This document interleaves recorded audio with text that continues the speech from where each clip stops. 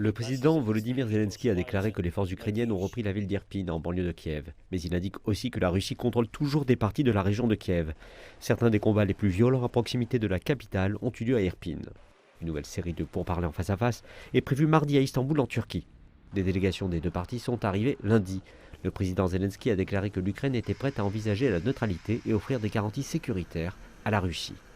De nombreuses sortes de développements différents dans la politique ukrainienne, mais également des questions humanitaires durant cette journée. Sur le plan politique d'abord, ces concessions du président Zelensky ont eu lieu à la veille des pourparlers en Turquie et semblent significatives en termes de neutralité de l'avenir de l'Ukraine et pour devenir un État non nucléaire.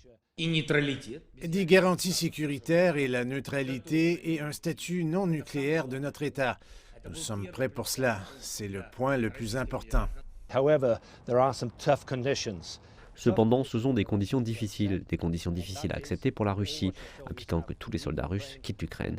Il n'y aura pas de référendum possible durant une année en Ukraine. Les plus grands problèmes sont que l'Ukraine réunisse une forte opposition sur comment ils ont mené les combats, en particulier dans la capitale Kiev et dans d'autres régions.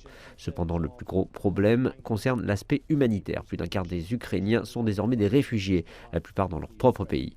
4 millions de personnes ont quitté le pays ensemble. Cependant, il y a des zones spécifiques avec des couloirs humanitaires qui n'avaient pas été ouverts lundi, principalement autour de la ville de Mariupol, où 160 000 personnes sont encore coincées dans les sous-sols, vivant dans une zone où ont lieu des bombardements quotidiens.